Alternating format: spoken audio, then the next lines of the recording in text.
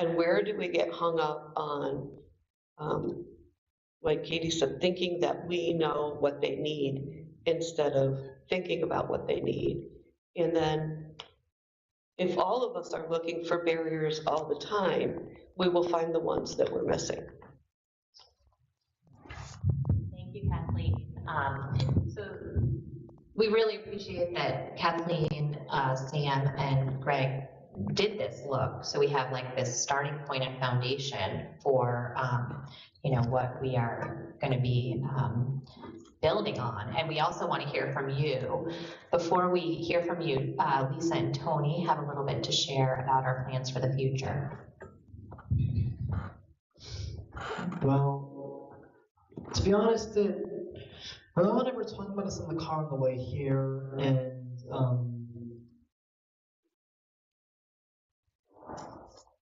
to be honest, I was wearing back in my Ubuntu shirt, but my mom said I already wore that last week, so even though it probably would be nice for the people in the audience since they haven't seen it before.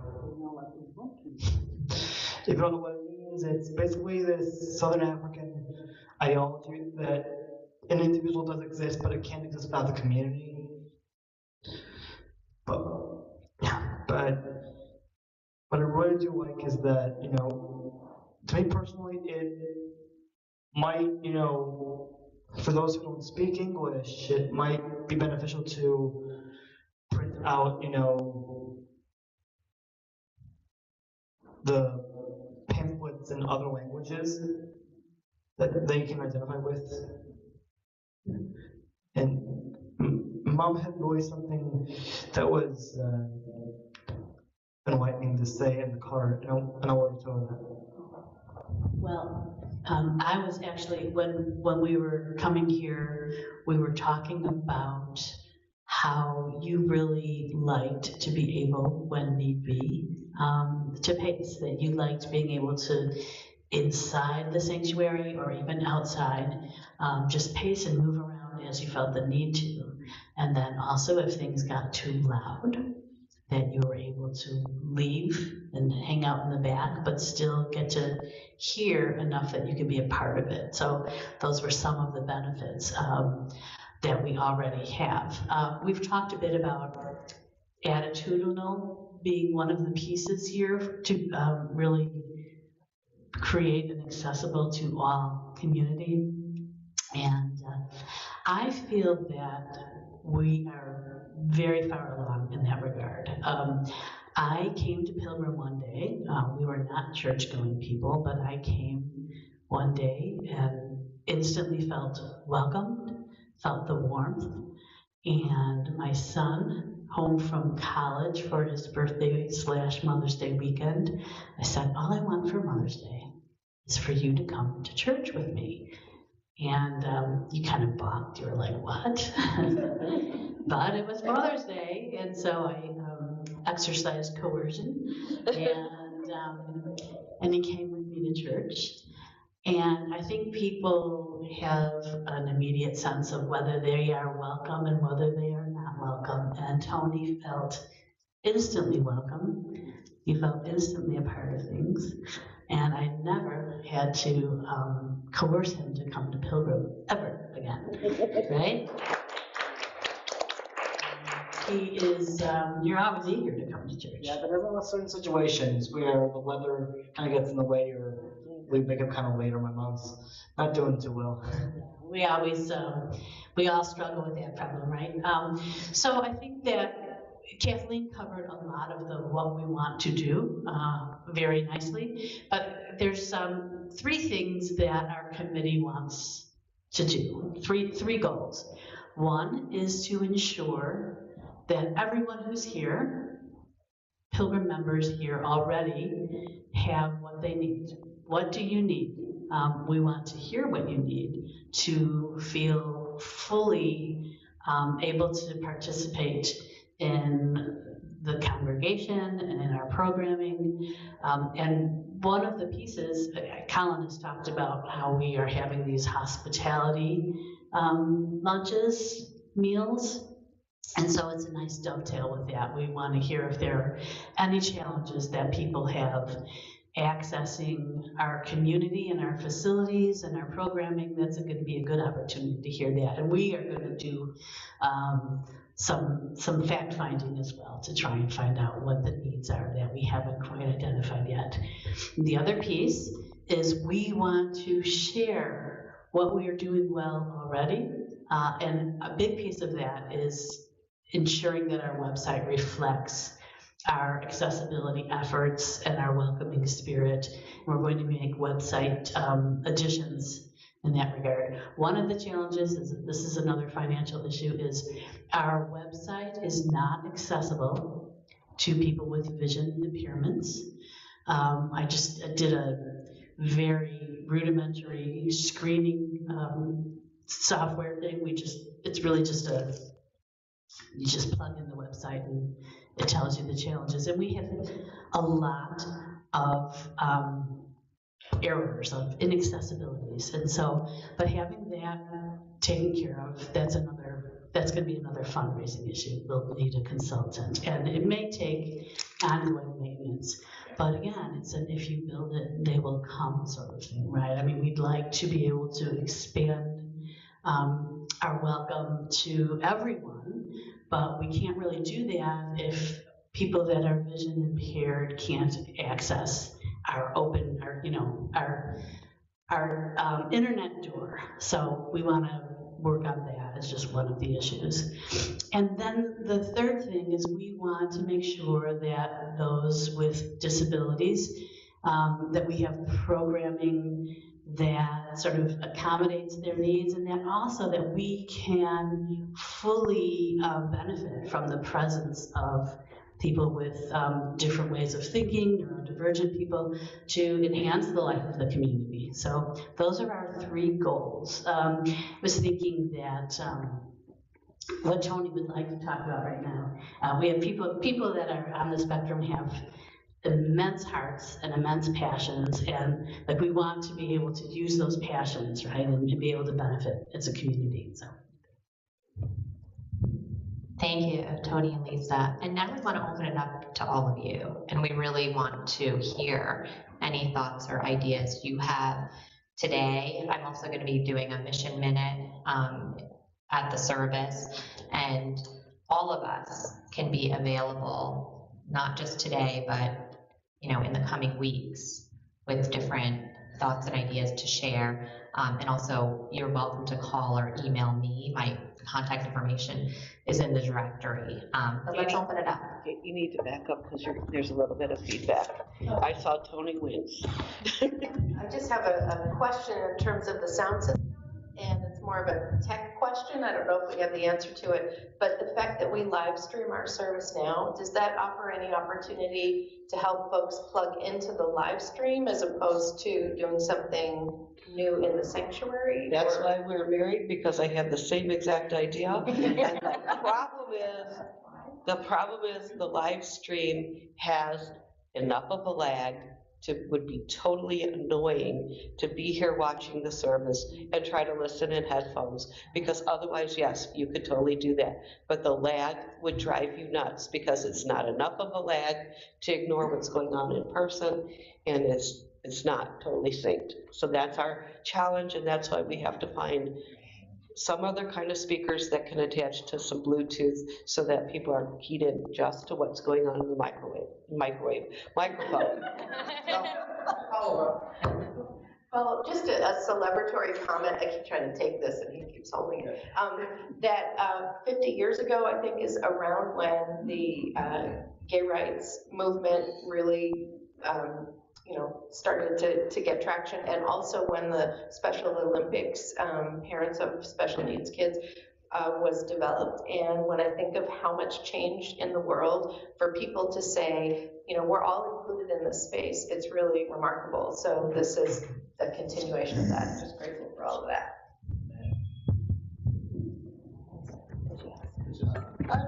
As you know, I'm on the donut committee, and I'm involved with getting volunteers both outside and inside the church. And we've noticed over the past few years that more and more people struggle to do some of the donut activity. It is physical. And so I think it'd be great if if people would make suggestions on how I'm in the process of rewriting the donut manual, and it'd be great to kind of rethink how we're doing things. We don't have to do them the way we've done them for the past 40 years. I know I myself am completely exhausted after I've captained donuts, and I am relatively fit. So I would really, rather than have people not show up anymore for a very important part of our community building and financial building, I would like to have people think outside the box a little bit about what we could do to make it more accessible to more people. Good point.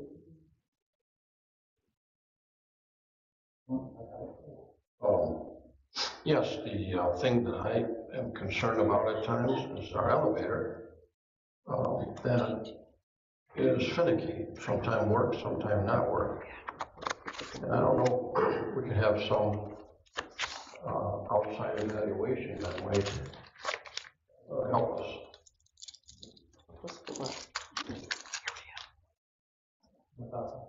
I have a question about, does someone want to respond to that? No, I wasn't going to respond to that, but just except for to acknowledge that we're taking careful notes and Yeah.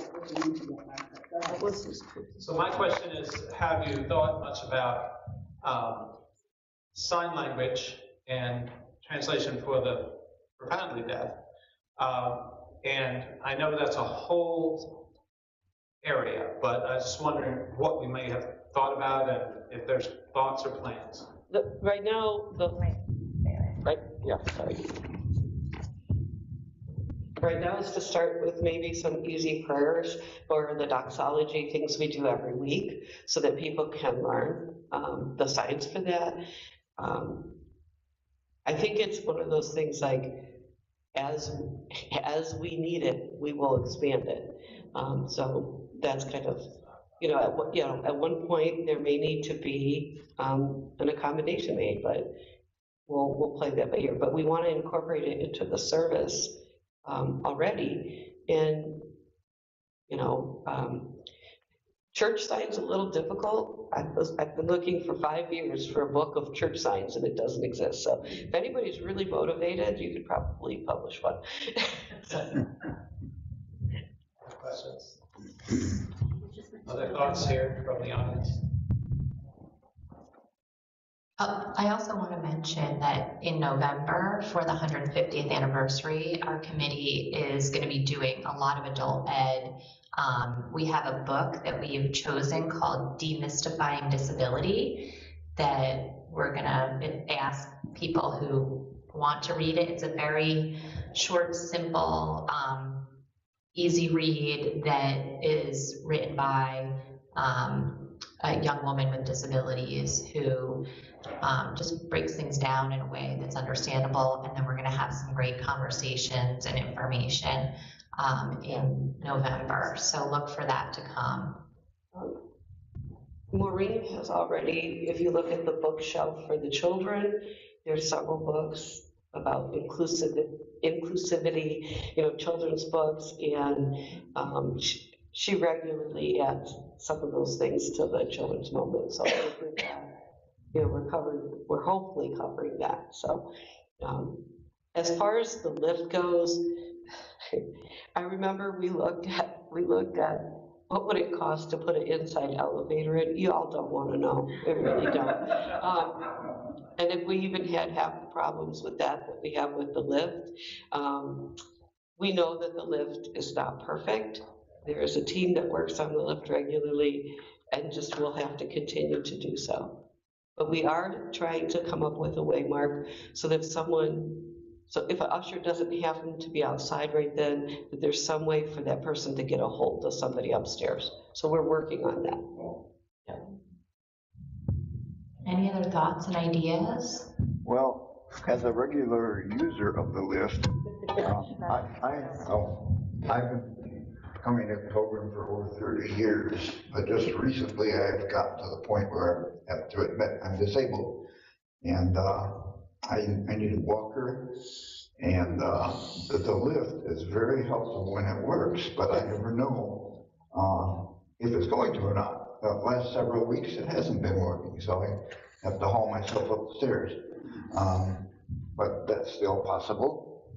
Now, my experience this year, I've been singing in the choir the entire time I've been here, and I've been in past singing in other choirs too, but I can no longer do that because I can't stand up for 2 hours and I don't have my hands free to hold the music. So I can't seem to get out of singing in our choir. It's a life sentence. But I'm accommodated by being allowed to sit on a stool. So I'm happy to be able to still do that. So I've seen things change here, and everybody has been extremely helpful.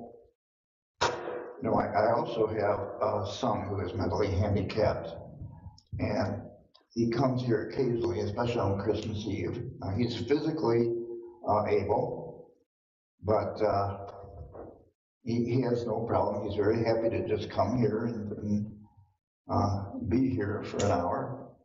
So I'm glad about that. Everybody has seen him, and so I'm happy here, and I hope I can continue to be. But the lift, it has been a problem ever since they put it in. They can't seem to.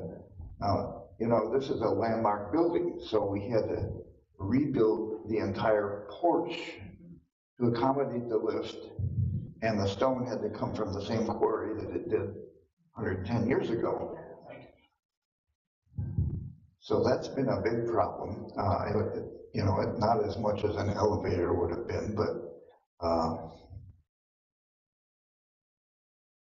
so I'm glad we have it when it works. And when we have concerts here, someone's always operating it for whoever needs it. But yeah, it was also mentioned that the lift goes down to the basement, but the door to get out of the lift area is sticking badly.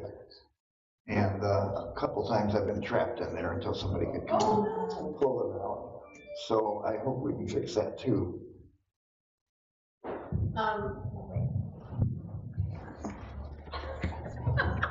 This is very odd to put myself on camera. Okay, thank you. This is Leslie. I want to say I love seeing people of different abilities in the choir. I have had great joy in working with our youth of all kinds of capabilities and interests on donuts and during worship. And it is one of the joys of my life that Pilgrim continues to learn and grow in the how we connect with one another area. Thank you. Thanks, Leslie. Yes, Jane.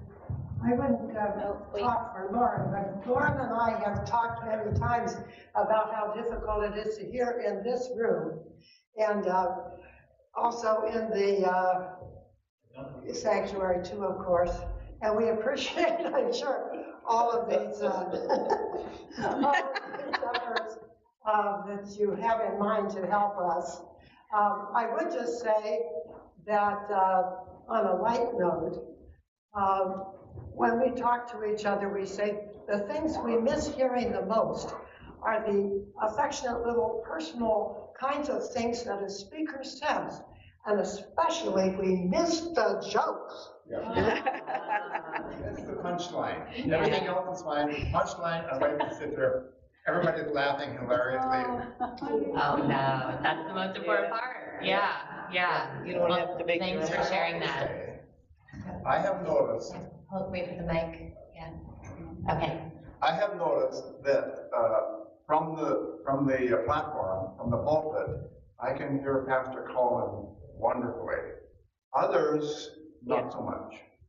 I don't know if it's because he knows how to use that mic or what, but if that's the case, maybe others could be trained. Yeah, sometimes it's the tone of voice also, and certain ears can hear certain tones in different ways. So it could be a combination, but that's a good thought. Yeah. Right. Yeah. All right. I think we are out of time. Thank you all so much for coming. Keep thinking of ideas, keep sharing with us. You know, Pilgrim's laid a great foundation, and we're gonna build more on it to make everything accessible to all. Thank you.